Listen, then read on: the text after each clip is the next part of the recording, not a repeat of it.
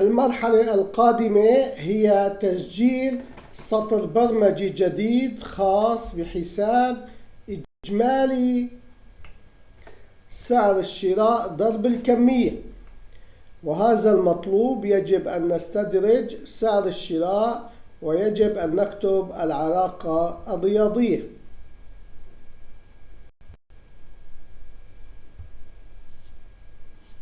The next stage is to record a new line of code, especially in the calculation of the total purchase price, multiply the quantity, and this is required. We must draw the purchase price and we must write the mathematical relationship.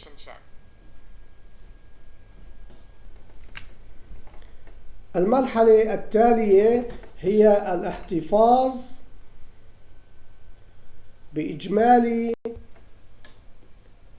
للمتغير ج1، وبذلك أصبح لنا متغير ج احتفظ بإجمالي سعر البيع، والمتغير ج1 احتفظ بإجمالي سعر الشراء. The next stage is to keep the total value of the variable G1, and so we have the variable G. Keep the total selling price, and the variable G1 keeps the total purchase price. بقي لدينا آخر سطر خاص بعلاقة الطرح المتغير ج من المتغير ج1 وكتابة النتيجة في الخانة السادسة من الخلية المحددة، وهي خاصة بقيمة الربح. We have the last line left for the relationship of subtracting the variable G from the variable G1 and writing the result in the sixth field of the specified cell, which is specific to the profit value.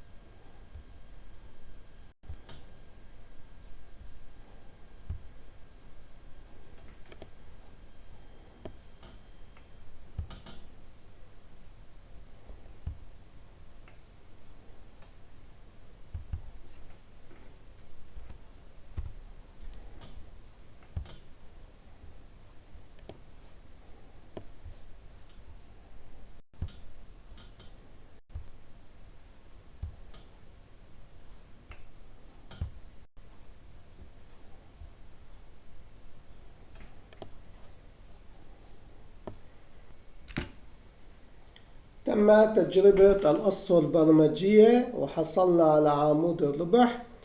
غدا إن شاء الله نبرمج إظهار هذا العمود ضمن جدول فاتورة البيع.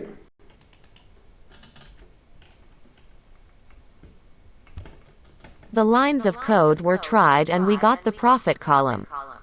Tomorrow, God willing, we are planning to show this column in the sales invoice table.